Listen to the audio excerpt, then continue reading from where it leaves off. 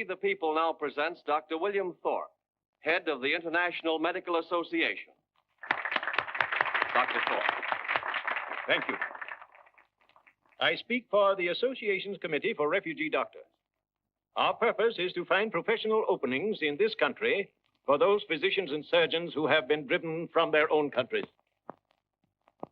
However, these gentlemen have no wish to compete with our own doctors in the medically well-serviced metropolitan areas. But there are hundreds of towns and communities throughout rural America entirely without medical service. It is to such towns and hamlets that I am expressing this message. These men, grateful for the sanctuary that America has afforded them in their hour of need, are prepared to accept posts in just these places and ask nothing beyond their actual living needs and the chance to be of service. The next voice you hear will be Dr. Rudolf Preussner, formerly of Prague. Dr. Preussner. You people out there want two things to know. First, what kind of a doctor is this whose voice we hear? And second, is he a good doctor? The first question I answer quickly. I am a specialist in obstetrics. 8 years, I do nothing but this. And very good success with a stork. And the second question, is he a good doctor? Can I answer that? Yes. Since I have great pride in my profession, I can. Yes. I am a good doctor. I hope you will somewhere let me prove that I do not boast.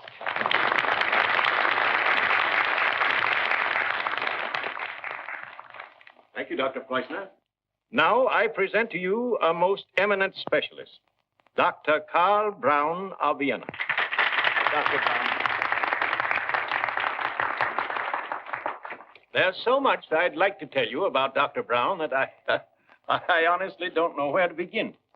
Perhaps I'd better just sum it all up by saying that 20 years ago, like many other American doctors, I journeyed to Vienna for the express purpose of taking postgraduate work under him in his famous clinic there.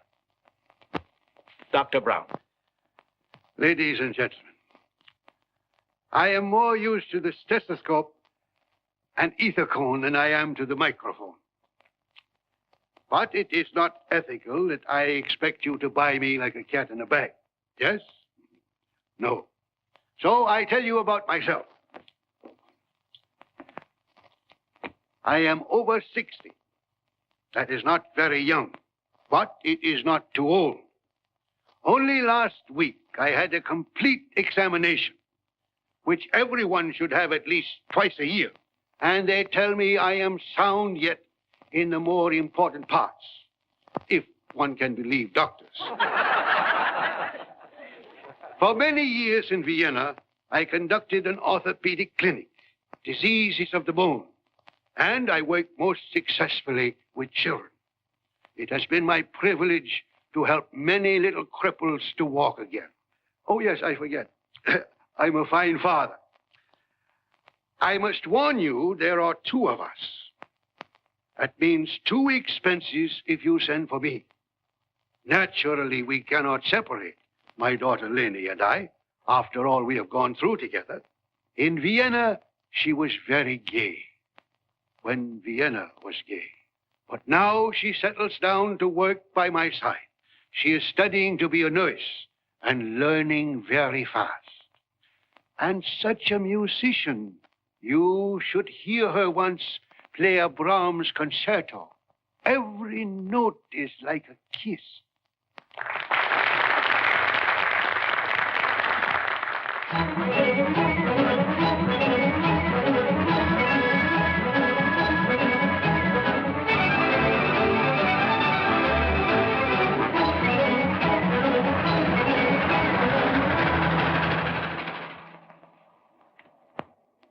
What a beautiful country, Papa.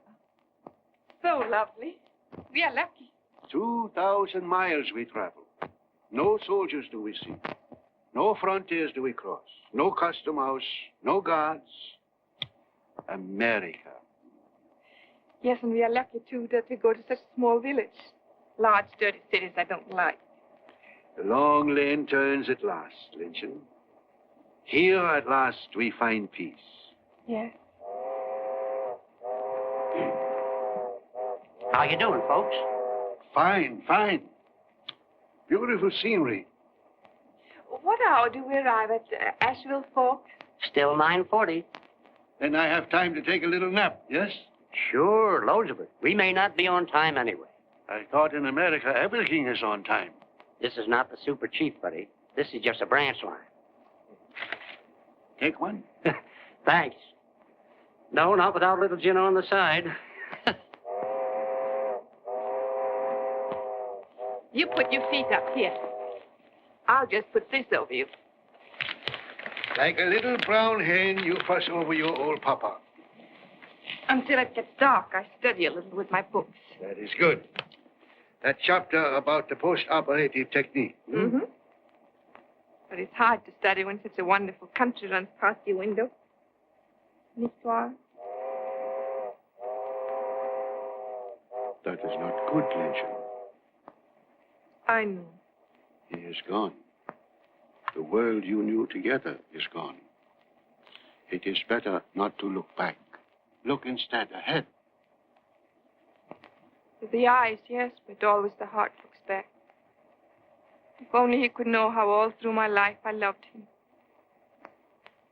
Never do I forget his sacrifice for us. Except for that, we would not be here. And he wouldn't be dead. We have each other, Lynchen. Our life begins again in a happy land with happy people. Try to remember that also.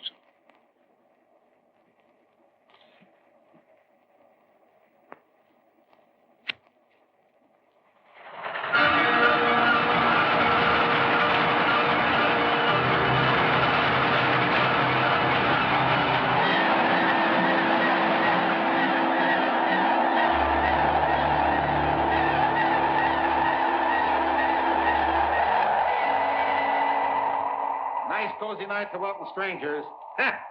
They're sure going to like it here. I bet you $10 they don't stay a week. Not that I got $10 or anybody else in this dog gasket. Shut up, Nuck. Remember the last one? I'll just get a good night's sleep, gentlemen, and start my rounds in the morning. Comes morning, where is he? Whoosh! Over the hills and far away. I gotta stay. There's a lot of sick people. And you keep your trap shut when they get here, understand? None of your belly aching. 30 years I've been tending this community. All of a sudden, I'm not good enough. No, indeedy. Got to send for some foreign pill dispenser with an MD, PDQ, NO back of his name. You're a vet, Nuck, and you're okay with cows and horses and ordinary human ills. But things have been piling up around here that need real doctrine. Dust pneumonia, fracture cases. My little girl at a piano. Sit down and play drums like a kiss. Ah! You call that doctoring, eh? All right, Nuck, never mind. Here comes the train. Now remember, keep your mouth shut and let me handle this. Go right ahead, Bub. It's your picnic. Well, aren't you going to help me? Sure.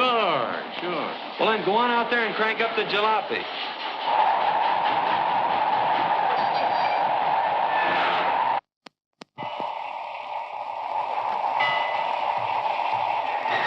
I'm John Phillips. I sent the telegram.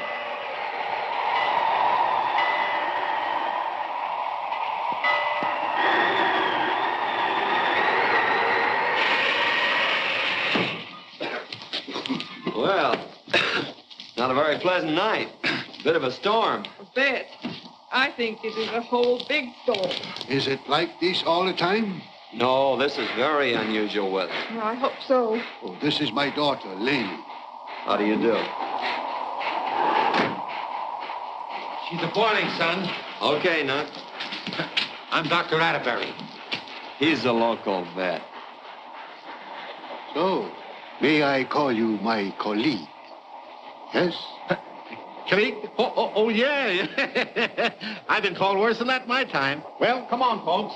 You better get your handkerchiefs.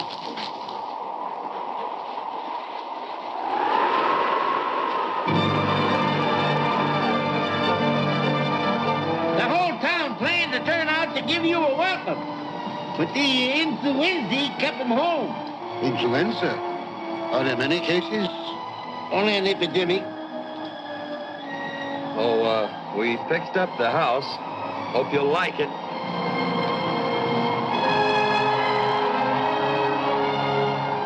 On the way is the Stebbins place. He and his missus and 2 kids are laid up. I thought that... Of course.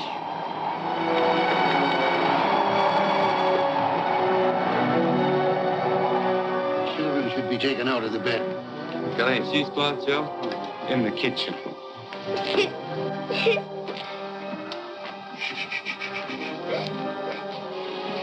Doctor, how is he? Pneumonia. The dust. There's hot bricks on the stove. Doctor, don't bother with me. My little girl. The best thing I can do for her is get her mama well, yeah?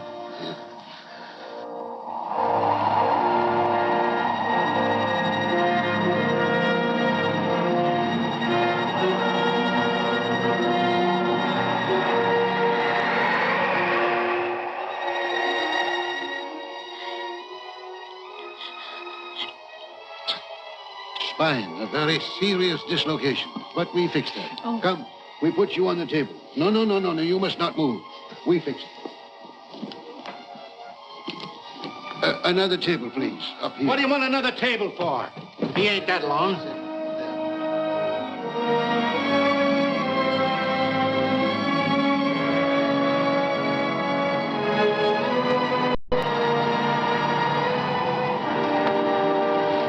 Now you take us home, please. He can't stand anymore. Just one more stop. So you have said at every house we go to. Well, I haven't heard him complain. He knows these are all emergency cases. He is one old man, not a whole hospital staff. He'll never complain. He's a doctor. He can't say no. But his daughter can, and I'm ordering you to take us home. Babalani. Please.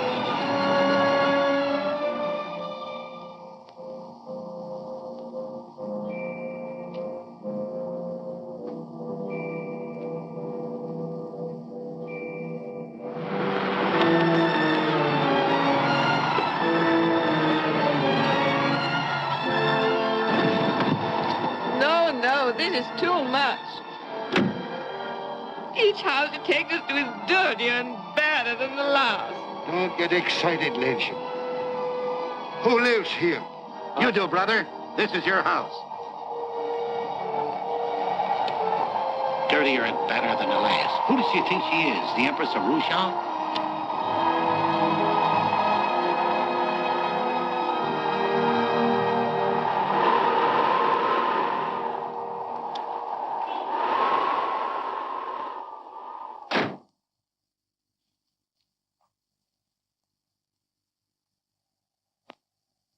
Not much of a house, I'll admit. We tried to fix it up for you. Hier sollen wir leben? Das ist ja eine Unverschämtheit. What's she squawking about? Excuse her, please. She's very tired. I know you're both all in. We'll just show you what's what, and then we'll leave you. Now get the stuff out of the car. Put it away. She's put right now, son. I'm not going to break my arm cranking her up again. You live near here, too? We live here. This is my house. But Oh, don't worry. We've moved upstairs. Got our own private entrance and everything. Won't bother you a bit. This is all yours. Here, I'll show you the layout. Find the beds are made up all nice and fresh, and there's plenty of clean towels in the bathroom, lady, and the women folk fixed up some food and stuff. A little dusty. Yeah. But milk. That's one thing we have. Nothing else out here is good milk. How'd you like a nice glass? Oh. Sour. Well, anyway, we got good running water. Of course, have to strain it through a towel or something. That's what we do. Be all right in a couple of days. Now I'll show you how this stove works. Oh, no, no, please, not tonight. I've seen too much already. Don't guess it!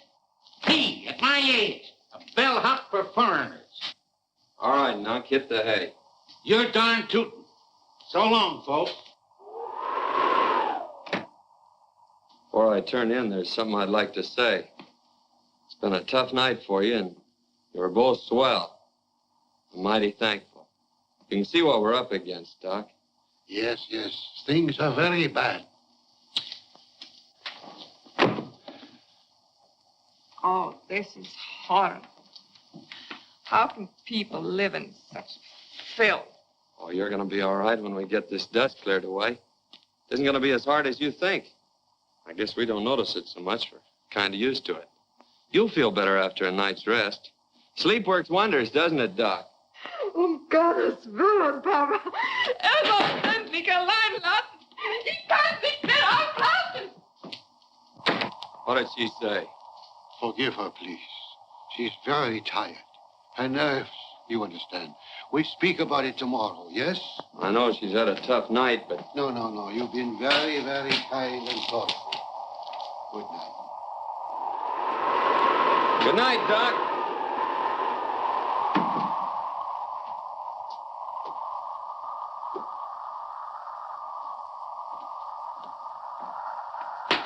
Who are you listening for, Nunk? Santa Claus? Well, what did I tell you? They're going to pull out tomorrow. I tell you, I heard them say so. They're down there chewing the fat now. Oh, come away from there. It's mostly to that foreign double talk anyway. But now and then they slip in a word of English. They'll be going tomorrow, or my name ain't Atterbury. The old geese is willing to give it a go, but the Empress of Russia says, no dice.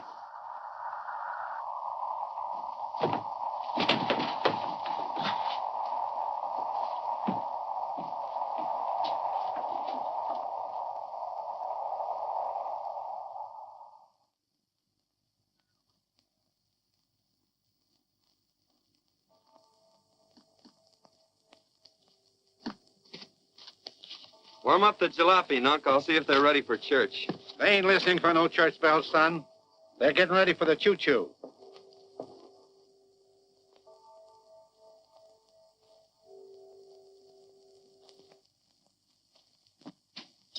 Good morning. Good morning. Good morning. Ready for church? I'm sorry, Mr. Phillips, but we think it more better that we do not even go to church with you. Oh, but everybody's waiting to meet you. The whole town's turned out to see the new doctor. I know. Don't think too bad of us, but we are not going to stay. We cannot. Avalanche. Today we go. Oh, but Doctor, it's hardly fair to judge us by last night. You know it won't always be like that. Oh, please, Mr. Phillips, do not plead with him. He would gladly kill himself for others, but I will not let him. We would like to do what is right, but... Well, we can't chain you here. It's a free country.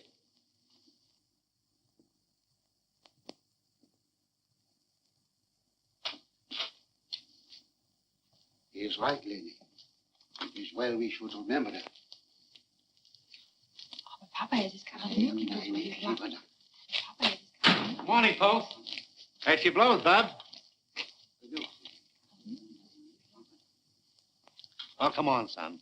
Let's you and I listen to the sermon. After the dust storm, the minister always preaches a rip snorter. It is settled. After all, it is just courtesy. Yeah, we go to church, and we try to explain to the good people here why we cannot remain. In his inscrutable wisdom, the Lord has seen fit to smite us with terrible storm. But it is not for us to complain. He moves in mysterious ways his wonders to perform. The Lord may have sent this tribulation upon us to test our faith. And there are some among us who feel that we had a superabundance of his testing.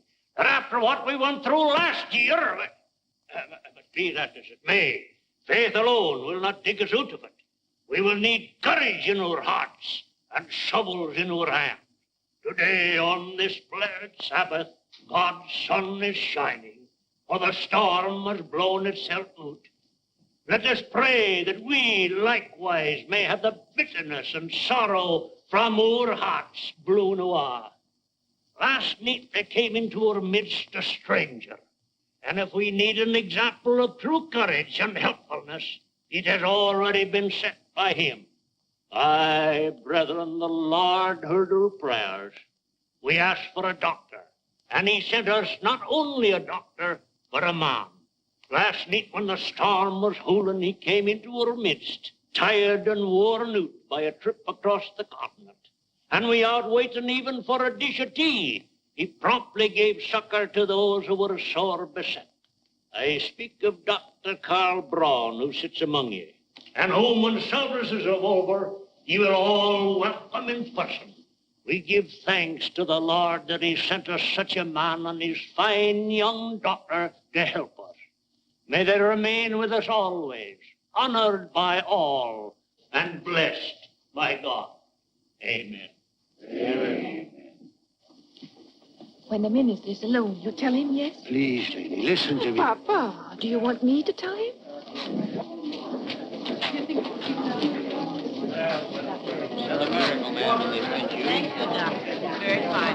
Oh, Sister Plummer, I'm glad to see you. Reverend, you sure are hitting on all cylinders today. Dr. Brown. Oh, good morning.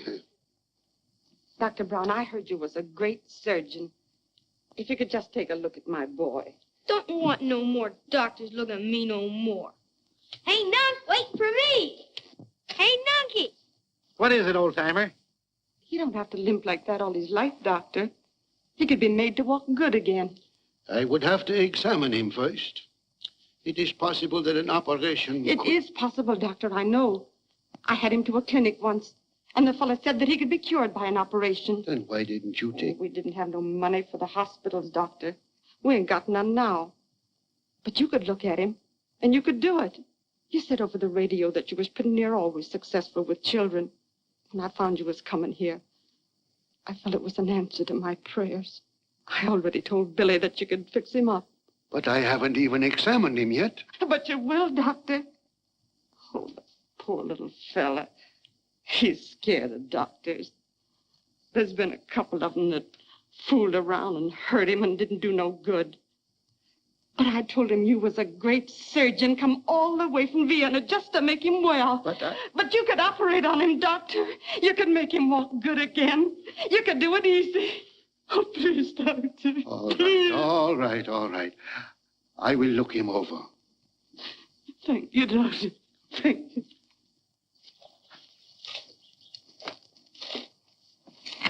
Can nothing be done about this terrible dust? No. Just wait till the wind lets up, and then dig ourselves out, like they're all doing. Are we ready to go now? I'll have a look at the boy. It'll only take an hour. Oh, but you said... Well, what can I do? The mother begged me. I'll only be an hour. All right. Shall I wait here? No. Perhaps you'll drive Lenny home. Sure. Glad to. Thank you very much. Fine old man, your father. Like to have me drive you around a bit? Sort of get your bearings? I'm afraid there wouldn't be time. I still have some packing to do. Haven't changed your mind, huh? No?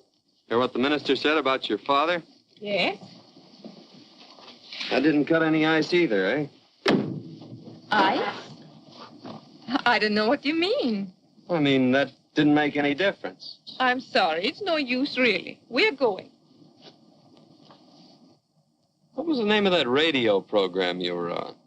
Oh, you mean We the People? Yeah. We the People. I left holding a bag. Bag? Skip it.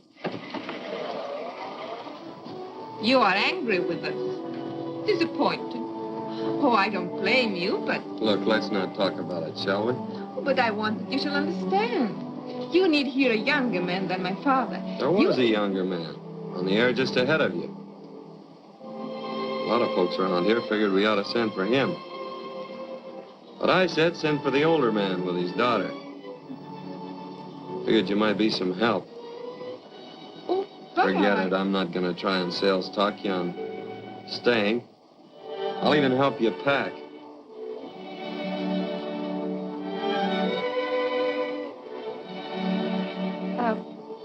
What kind of a car is this? Jalopy. Jalopy, an Italian car. Yeah. First cousin to an Asado Francini. Well, that is the kind of automobile we have in Vienna. More Anschluss. Can you drive? Oh, no, we have a chauffeur. Oh. Ritzy, huh? No. His name was Fritz.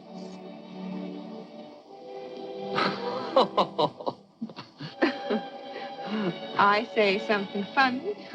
Yes? Yeah, you slay me. So, I'm almost packed. I wish that my father would not be late. Just can't wait to beat it, can you? Beat it?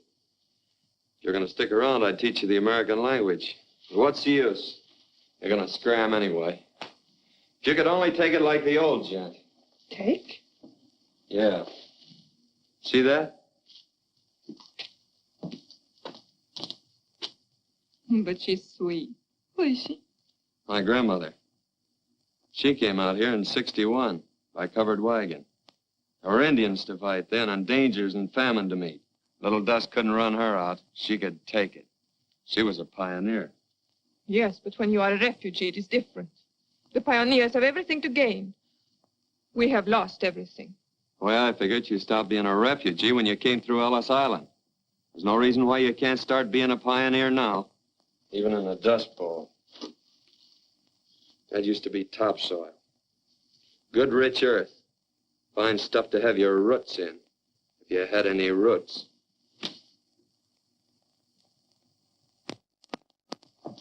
Oh, I'm sorry. I know how you must feel. I don't altogether blame you for wanting to pull out. But I wish you'd give it a try for maybe a week or 10 days. You've no idea. No, not a week. Not 10 days. Not even one day we go. If you'd only... It is no use to argue. I understand. Now, if you're asking me... But I'm not asking you. You see, my friend, the surgery is very simple. But underlying the paralysis, there's a definite psychosis. You don't say. Psychosis? Now, where would a kid pick up a foreign disease like that? Papa, you are ready to go now, yes? Please, Lancet, one moment. Now, Dr. Atterbury, I will need all the things on this list by 8 o'clock tomorrow morning. Today's Sunday, brother.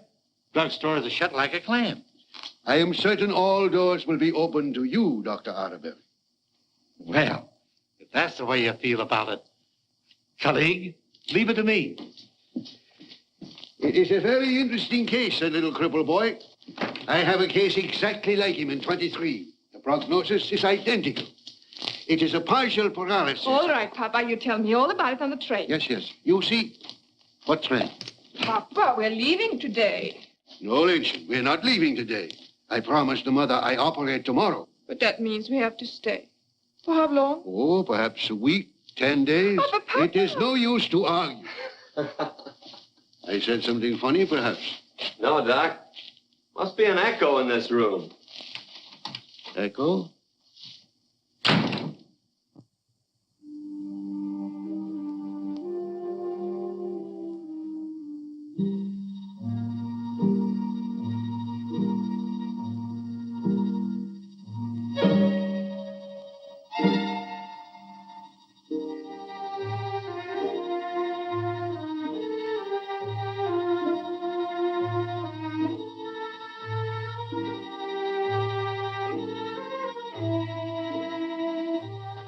Easy now, Doctor, easy.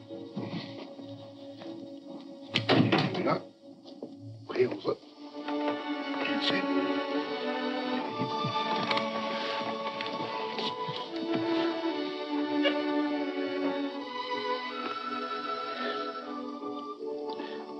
Now, don't worry. He came through fine. Keep him well covered. He may be a foreigner, but he sure knows his onions. You help me like a nurse of 10 years' experience. He will walk again, yes? Oh, of course. I do this many times. He will walk again soon and without a brace. I'd like to see that. Well, perhaps, as Mr. Phillips says, we stick around. Then maybe we see him walk, yes?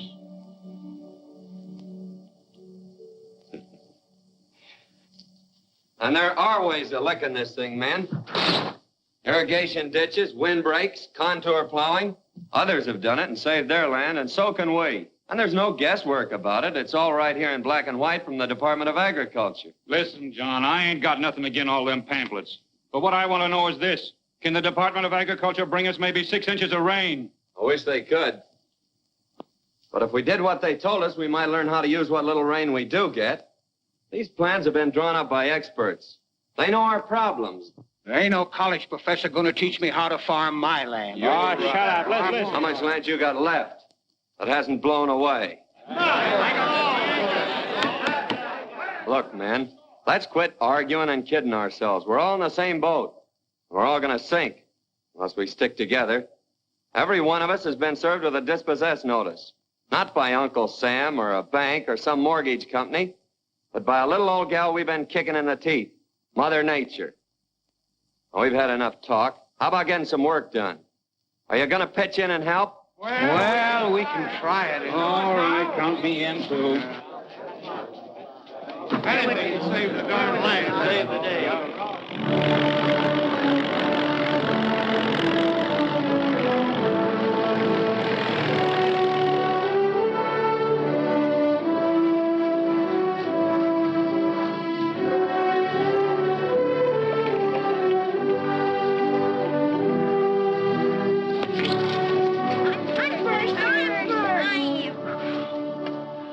Mary, we're all digging ditches, like he said. But I'd feel better if it clouded up some. We'll have rain. We've got to have rain.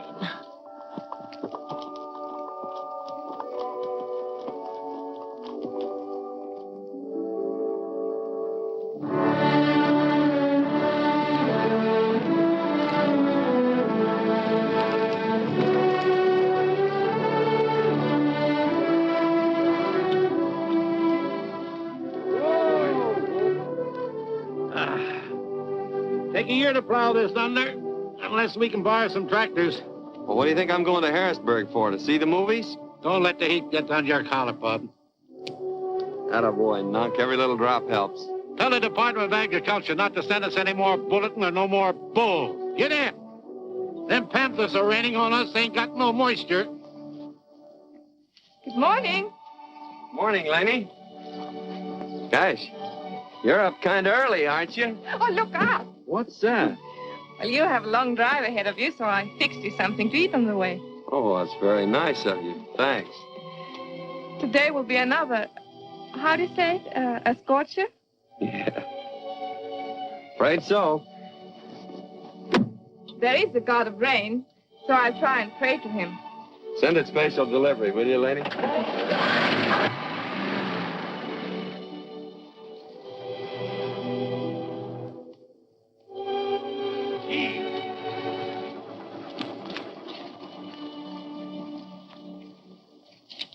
Oh. Here's what we tried on the side of that hill. Yes, I know. I got a report on it from one of our field men. Yeah, but according to your pamphlets... Now, look, figured... Phillips, the trouble with you farmers is that you're always too late. I'd say in your case, about 20 years too late. Well... Now, I don't doubt that you've all been sweating blood, but all this isn't going to help. Well, look, mister, our land means a lot to us. Your land is located in this sector, which the government considers doomed. Right in here. Not even worth saving. Doomed? What do you mean? Well, doomed, man. Doomed. That's plain English, isn't it? I mean, it's worn out, worked out, barren. The next dust storm will blow whatever topsoil there is left, even on the best of these farms, clear out of the country. That's what you think. It's the considered opinion of our experts. There's just one thing that you fellas can do, if you're smart. What, for instance? Quit breaking your backs and your hearts trying to hold back a desert. Move off the land. Look here. There's an enormous dam being built right here. There are great tracts of fertile soil just waiting for settlers. There'll be cheap power... Yeah, I know all about the dam, but that's in Oregon. We're 1,500 miles from there. We'll help you. We'll see that Are you crazy, mister? You think you're talking to a sharecropper? We're farmers. We own our own land, like our fathers and our grandfathers. You can't shove us around to match pretty pins on your maps. We're not swivel chair farmers, and we're not licked yet. Same thing? You're off Nashville Forks, ain't you? Oh, it must have hit you fellas pretty bad down there. Yeah. Hi, fellas. Wind's blowing up again, eh? You ain't aiming to drive back to your farm tonight, mister, are you? Sure. Making about 2 hours. Why not? Save time by staying put. Letting the wind blow your farm back to you.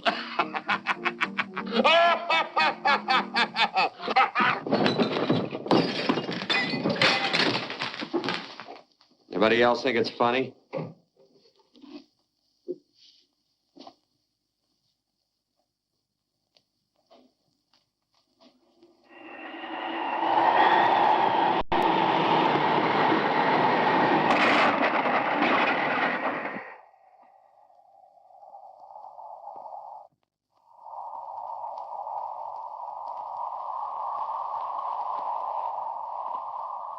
Did you hurt yourself? No, I'm all right. But the barn. Make it that much easier for the wind to blow down.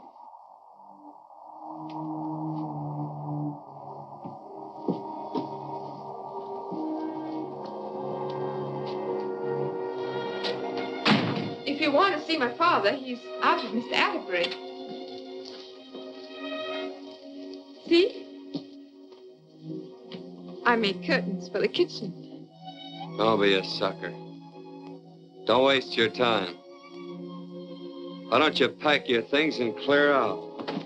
You and your old man had the right hunch when you first got here. You want to pull out the same day. Well, I'm sorry I ever talked you into staying. I will make you some very hot and very strong and very black coffee.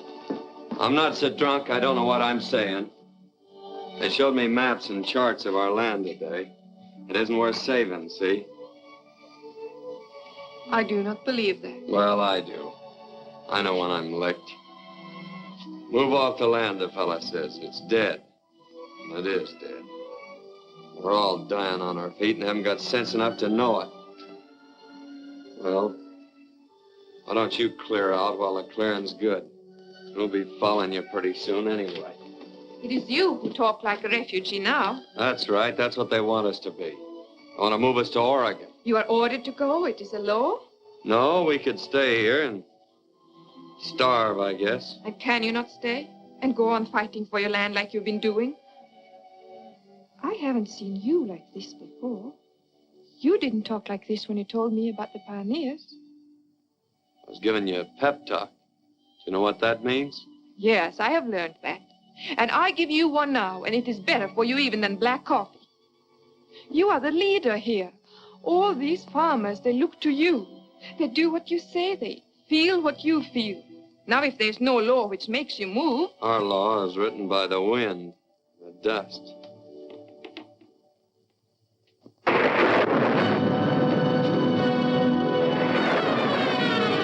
rain. It's rain. It's rain, Lenny. Honest to God, rain. Feel it? That'll wash the colors off their stupid charts. It feels like rain. It's wet and cool like rain. Listen, Lenny, you can almost hear the earth drinking it up. I don't hear anything but my heart beating. Oh, you're getting dressed. You better go in. It feels good. I like it. So do I. Who is that rain god, Laney? Jupiter Pluvius. Yeah, that's the fella. Keep her going, Jupe, old boy. Keep her going. We'll be all right now. This will save our land. Our land? As you say, I have begun to take root.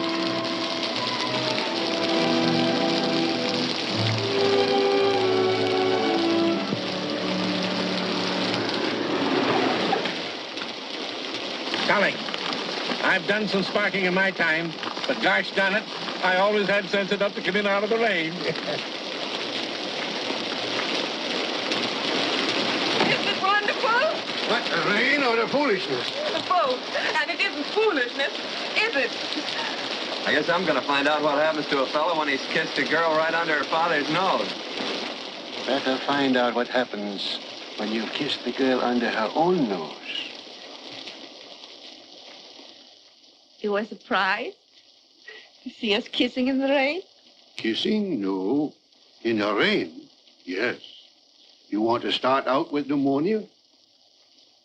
You don't think he'll catch cold? If I know anything about my colleague, Dr. Atterbury, he has by now prescribed for him a large, what is it? Oh, yes, a large slug of rye. Oh, Papa, he's so... Yes, I know. He is so wonderful. You are so wonderful. It is all so wonderful. And now, I tell you my wonderful news. It is from one of the greatest clinics in America. They want me to join their staff. But this came a week ago. I remember it. Why didn't you tell me? Because then I was not certain if you want to leave here. Now I am certain you want to remain. But you're not going to refuse such a splendid chance. No. But there is no hurry.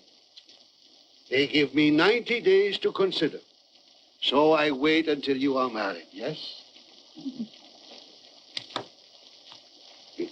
No. Just listen to that rain. Nothing could sound so beautiful. What say? Come again. The rain, hear it? Symphony orchestra couldn't make sweeter music than that. What? What say? I said the rain on the roof is lovely to hear. Can't hear a word you say on account of the ding-busted rain.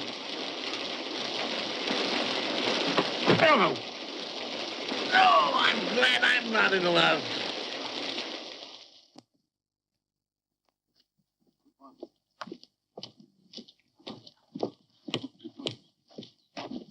Good day, Doctor. How are you? Good morning.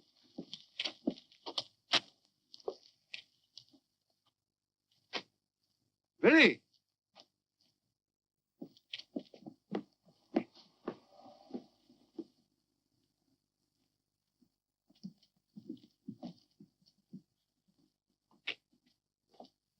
Don't worry. I run 15 balls 40 years ago. Oh, yeah? Yes, sir. Hiya, Doc. Hello, Doc. Doc, glad to see you. Have a glass of beer. Yeah, that sounds good. Hey, now, your shot. Hold your horses, will you?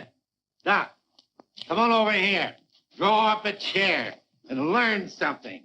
Yes, sir. Ain't laying so pretty for you, Knock. Oh, there's nothing to it.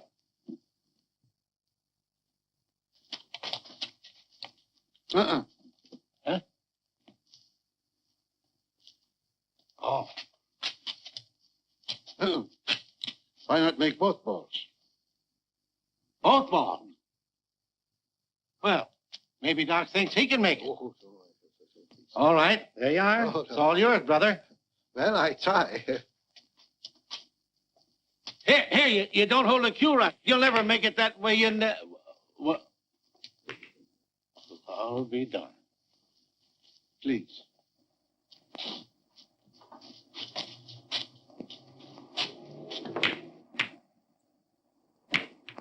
Well, Doc, he's all right. I don't know about that.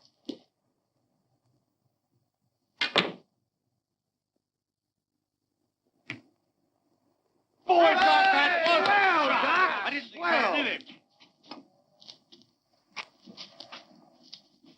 Put it in now. Come on now. Sorry. Oh, boy!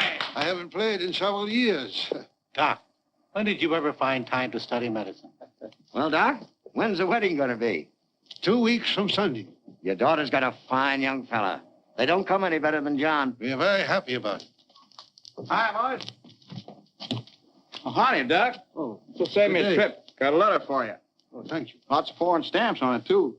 If I could have them, maybe for my kid, he'd collect it.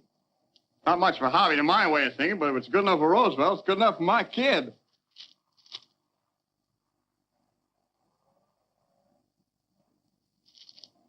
Hey, Doc, it's your shot. Will you finish for me, please? I have to go home.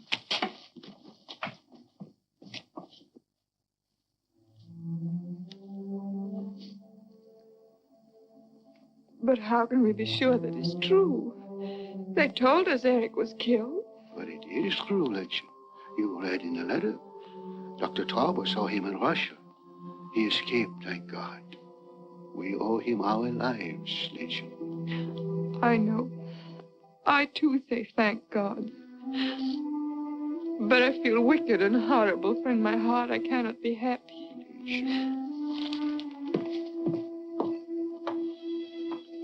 What shall I do, Papa? How shall I tell John? He knows. I told him. He understands. But you don't understand. But Legend, you love Harry. You were to have been married. I know, but that was 2 years ago in another life. In another world. I know how you feel, Legend. It is not easy to know where loyalty ends and love begins. It's like someone who returns from the grave. I cannot help you. Perhaps when Eric comes to America, he will understand. Oh. He risked everything for us. We owe him our lives. I will always remember that. And try to forget.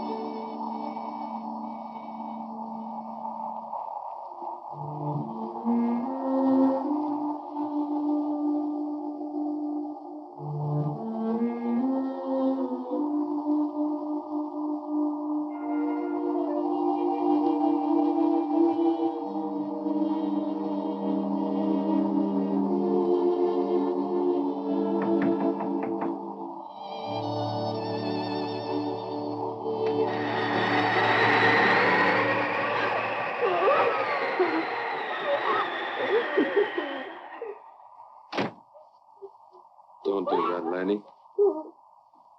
Don't cry.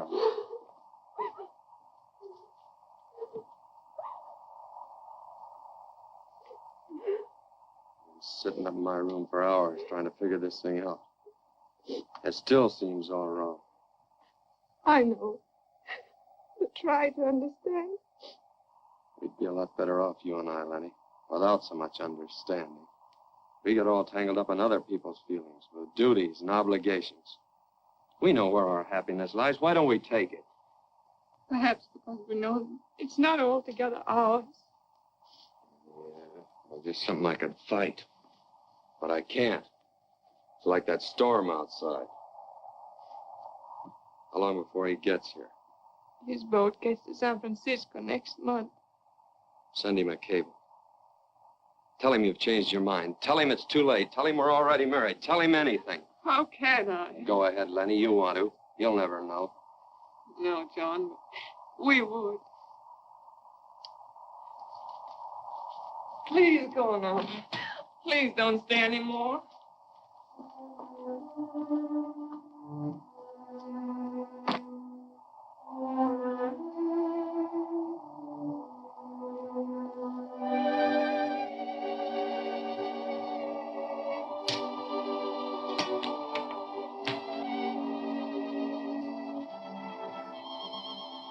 Laney.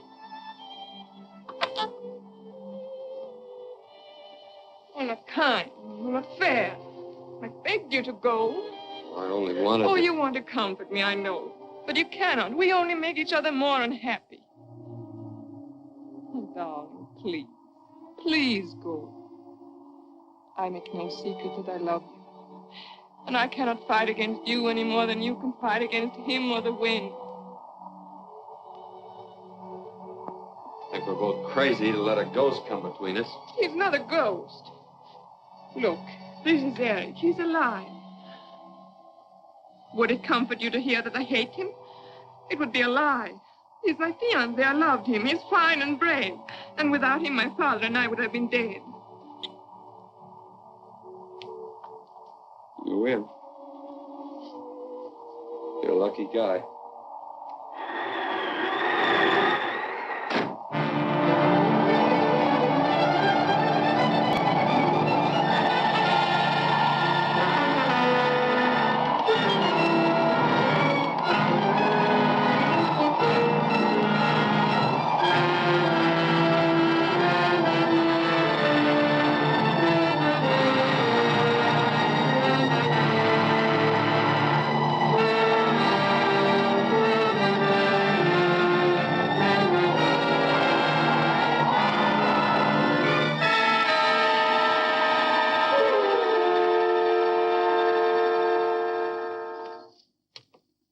Ladies and gentlemen, this is coming to you directly from the very heart of the stricken area.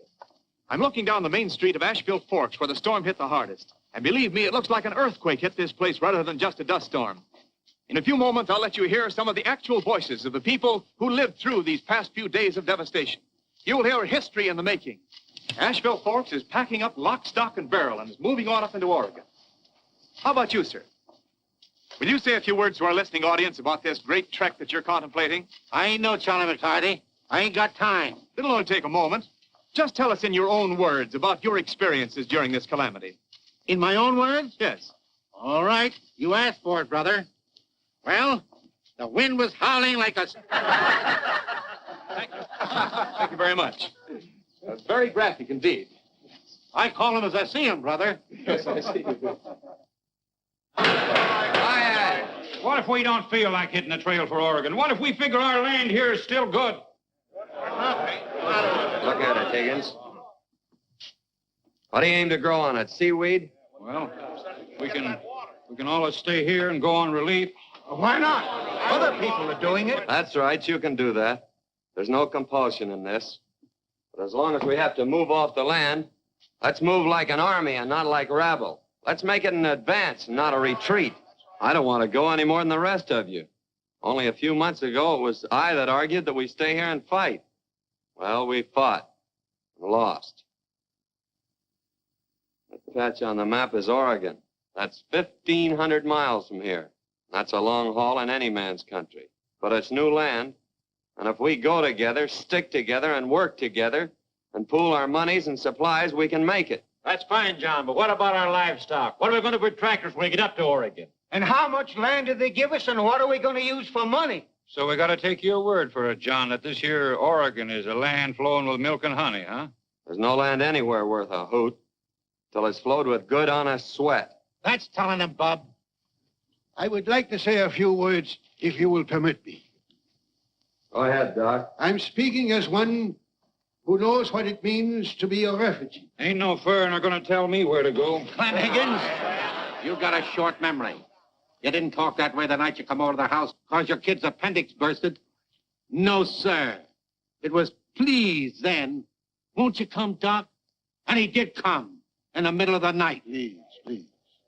I do not know your farm problem so well as John, but I do know that he is right. I think it is wiser for you to argue less and start packing. No skin off his nose. He ain't going. Out of my way, colleague. Let me spit these eyes. You're going to spit in whose eye? You big blubber mouth. Know everything, don't you? It ain't no secret, Nunk. We all knows he's joining up with a big clinic back east. He isn't a pig's eye. Before that storm hit us, he was going to take that job. But now he says no soap. He's willing to go with us folks to Oregon. That don't sound like any foreigner to me. All those in favor of going to Oregon, say aye. Aye! Oregon it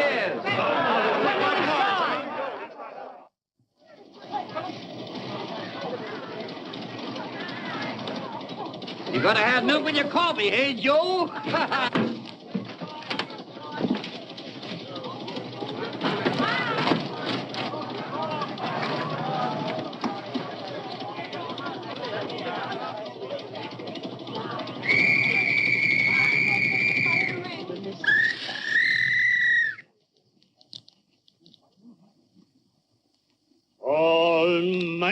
God, Father of all mercies, we beseech thee to bless and guide this caravan of thy people setting out on a long journey to a promised land. Thou knowest, Lord, that many of the cars are in a deplorable condition. Afflict not thy people further with blowouts, burnt bearings, or broken axles. Prosper them, O Lord, on their new lands, that ere long they may send for us who are remaining here, bending thy good will. Amen. Amen.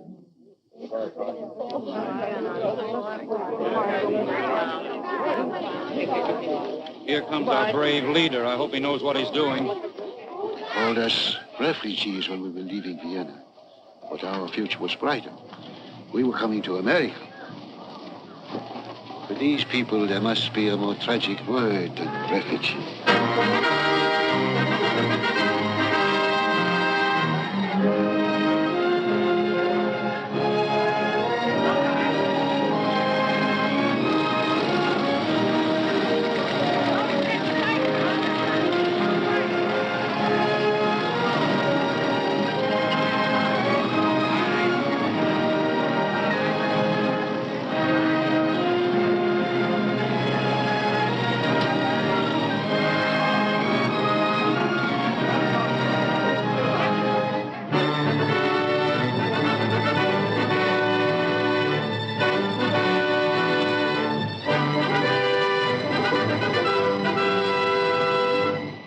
Take a look at that line of cars and trucks, will you? This is an A-number 1 Exodus, brother. That Moses himself couldn't have done no better. Did he have to worry about tow cars, spare tires, gasoline? No, sir. He had a cinch compared to John. He's doing a fine job. He's carrying a great load on his shoulders. Yep.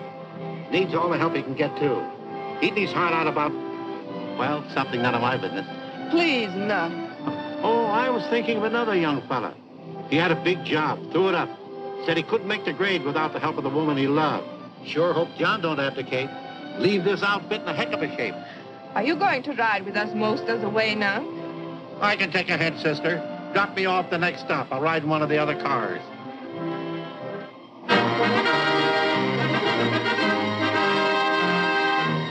Well, sir, I started in a subtle-like way. I gave her a wink, and I said, let me drive the bus, Lenny. Why don't you go forward and ride with John for a while? She never batted an eyelash. Then I started to warm up. And I gave her a great sales talk about you. A lollapalooza. But still no dice. Why don't you mind your own business? Leave her alone, can't you? I can take her or leave her. But can you? Huh, ain't no female worth grieving over. Well, who's grieving over her? Shut up. Did you think of anything else to talk about? Yes, plenty. I was riding with Higgins in his outfit today. That fella's doing a lot of talking. What's eating him now? Same old thing. California, the land of the golden sunshine. He's telling them all we ought to head west instead of north. Well, he's welcome to go and good riddance. Yep. But the trouble is, he ain't aiming to go by himself. He's trying to split up this outfit. You know what I said to him? I said, you'll have to reckon with my nephew, John, first. He's kicked the prune juice out of bigger weasels than you. That held him.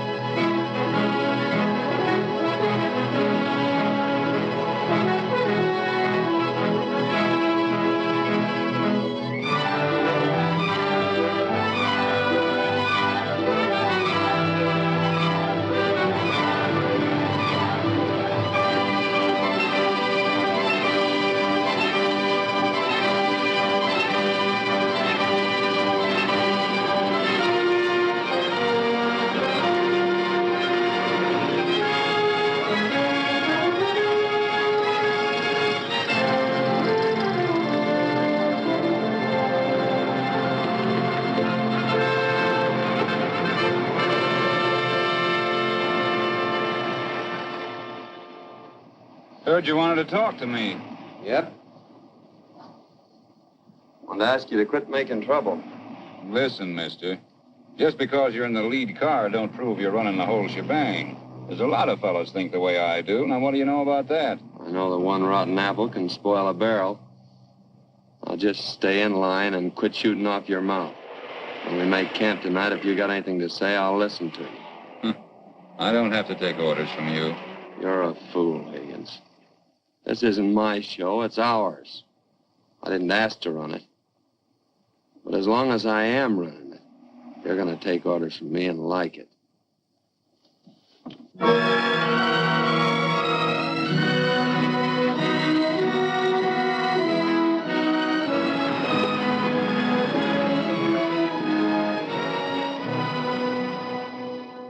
Anyways, in California, they don't freeze to death. There's sunshine out there, and miles of orchards and orange groves and plenty of work picking fruit. His wife's cousin sent him a crate of oranges once, and ever since that has been yapping, California, California. Oh, what do you know about it, Nunk? You ain't never been there. No, but I have. Sure, there's miles of groves and orchards, but there's also about 200,000 or 300,000 migratory workers there. There isn't enough fruit for them to pick to make a living wage. Sure, we can go to California, but what good'll it do us? We'll just become migrants, too, drifting up and down the state, following the crops. We're not fruit pickers, man. We're farmers. And up in Oregon, where we're heading for, there's land for us. Land that we can own and farm. There's a road due west from here, Higgins. To your oranges and sunshine, take it any time you want to. But quit stirring these people up. You ain't gonna bulldoze me with that high and mighty talk. We're getting out of here. But not before you hand over that dough we chipped in. Now, one dime, Higgins. You know what that money's for. I suppose it wouldn't be for that little furrin dish that's strutting around your back. A bullseye! That was a beaut right on his kisser.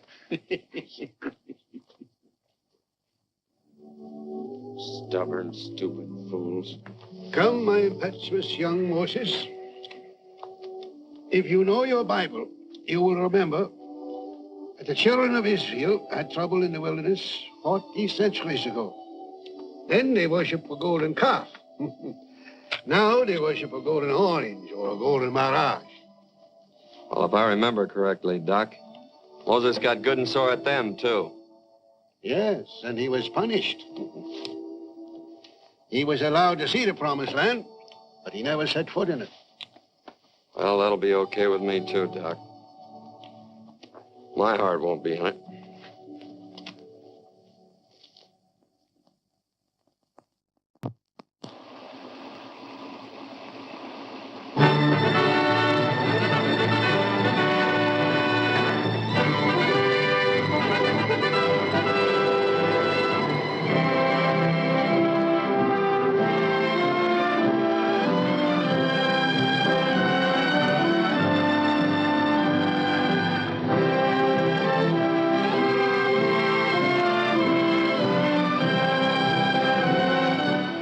A guy freezes and another minute he fries. Nature's very generous to California. See what I think nature's cockeyed. They got all that snow up there in the hills where they don't need it. Why don't they chuck some down here in the desert where it'd be as welcome as gravy and potatoes?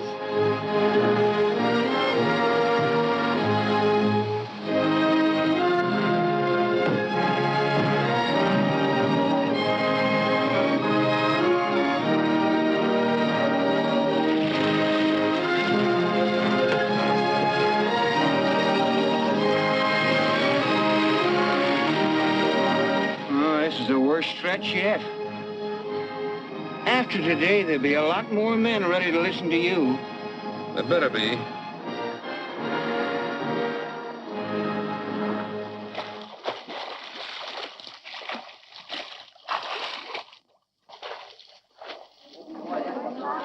We want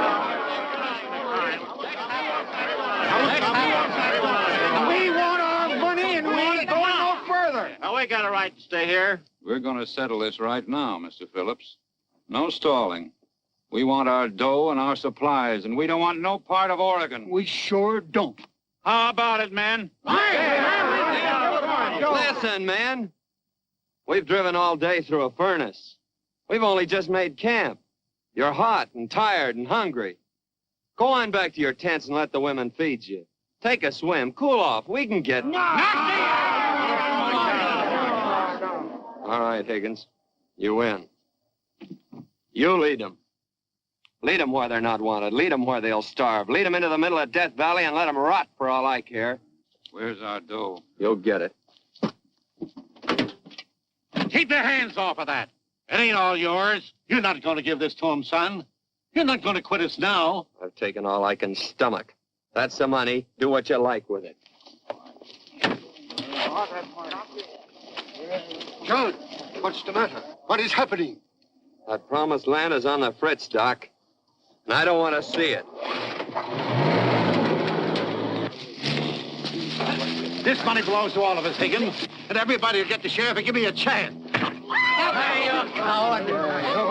got somebody to hang on to this, Joe. Bill, get them trucks. Say, buddy, it's going to take us a couple of hours to sort this stuff. We ain't going to sort it. We'll take it the way it is. Hold on a minute. This ain't all ours. We can't do that. Oh, isn't that all? I'm running this outfit, brother. If anybody here doesn't like it, just let me know.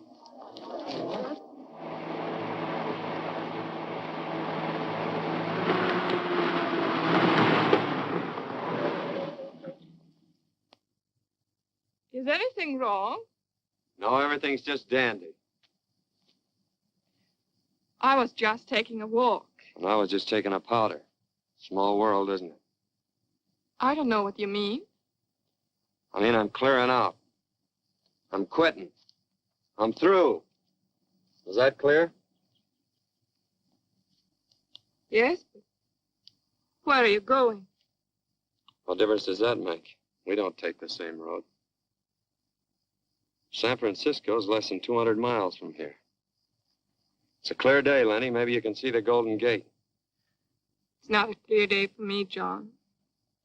I'm seeing things through a mist.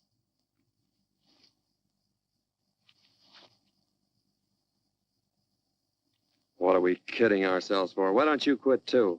There's a lot of things stronger than duty, and we're both crazy if we don't realize it.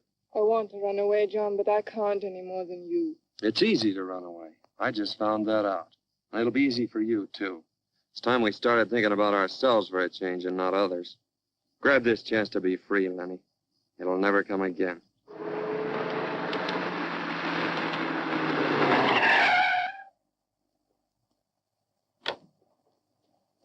Turn that car back, you yellow liver coot. Higgins will turn the camp wide open. That's okay with me and the lady. Let them stew in their own juice. We're calling it a day. You let him talk like this, Lenny? Answer me. Perhaps it is you who make him act and talk so. You're all wrong, Doc. It's the other way around. I'm trying to sell her a bill of goods. And how about your people, John? They don't mean a thing to me. You have no right to say that, John. Back there are 200 men, women, and children whose lives are just as much your sacred responsibility as a patient on the operating table. Maybe the patient isn't worth saving. That is not true, John. But even if it were, doctors don't tell their patients there is no hope. No, a doctor does not throw away his scalpel and say, I am tired, I will call it a day. He does not quit, he fights. That's telling him, colleague. Yes, you could run away, but you could not escape. You could shout, I am free, but even the echoes would know you were lying. Lady knows that. Look at her, John. She knows that duty is sometimes bitter and hard and cruel. She knows that better than you, John. Look into her eyes. You have a job to finish, John. So has Lady.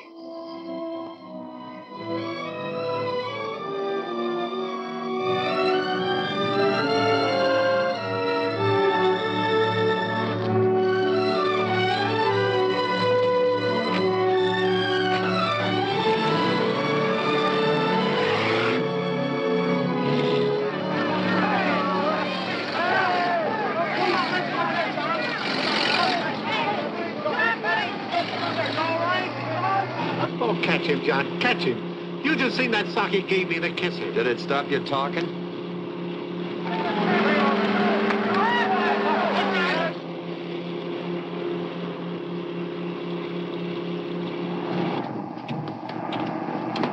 That looks like Philip's car.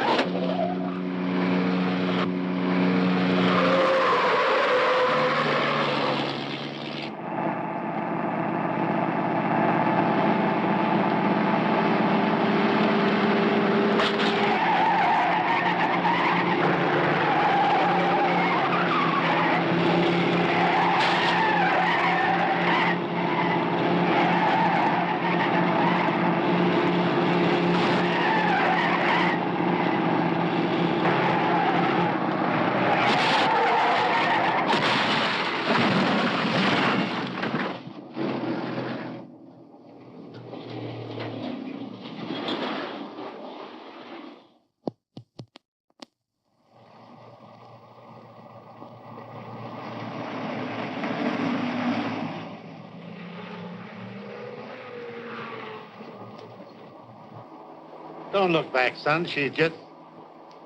There's plenty to look ahead for. Beyond them hills lies Oregon. Auf Wiedersehen. Auf Wiedersehen.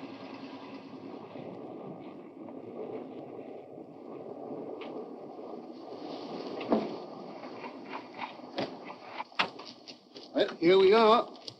St. George Hotel. Do you think this is the right place, Butler? Well, that's what the council said. But I didn't expect to find Eric in such affluence. Good afternoon. Good afternoon, Herr Doctor. Good afternoon, my Fräulein.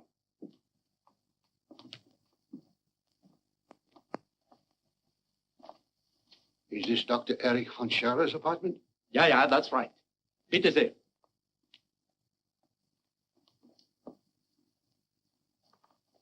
Where is Dr. von Scherer? I will tell him that you are here.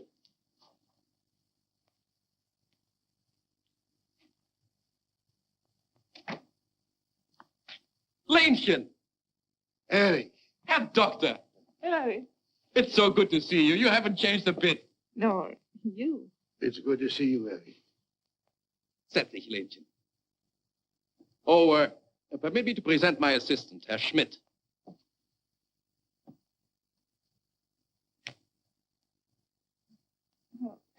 Do sit down, Eric, and tell us about your escape.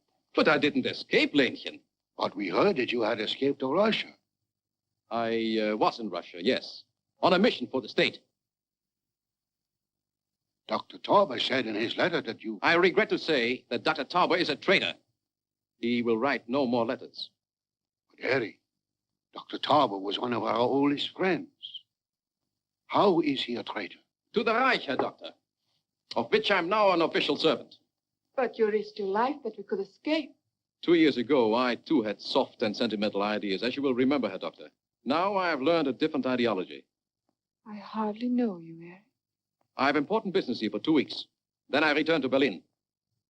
The Reich is acquiring new territory, Herr Doctor.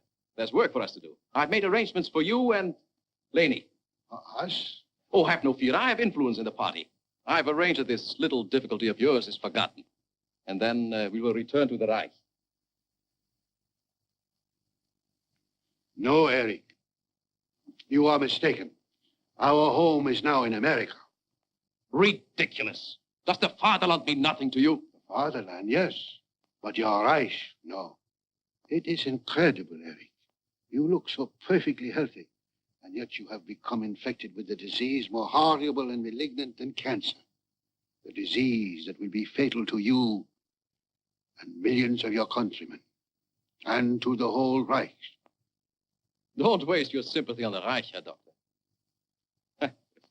For a doomed patient, we are not doing so badly. How many times have you sat by a sickbed, Eric, and seen such an outburst of energy just before the death rattle? Come, lady. We will go on to Oregon.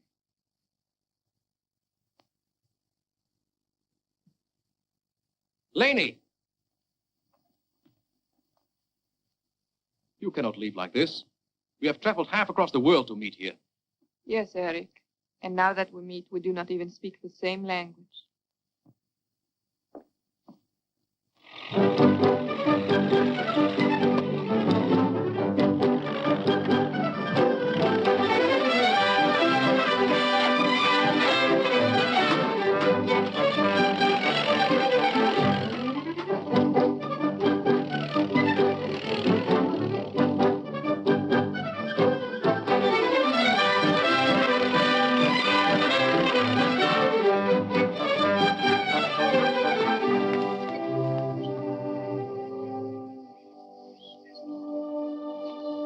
Almighty God, in the shelter of this thy tree, O temporary temple, we ask thy blessing and thy mercy. We ain't no had time yet to build a church, Lord. Thou understandest it was more important to build barns, silos, and homes. But in our hearts, our grateful hearts, is thy eternal temple. We thank thee for this rich soil to which thou hast led us, and for the strong and willing arms and sinews with which it shall be made fruitful and productive. And now, O Lord, there stand before thee two of thy servants, this man and this woman, who in thy sight and in the presence of this congregation desire to enter into the sacred bond of matrimony.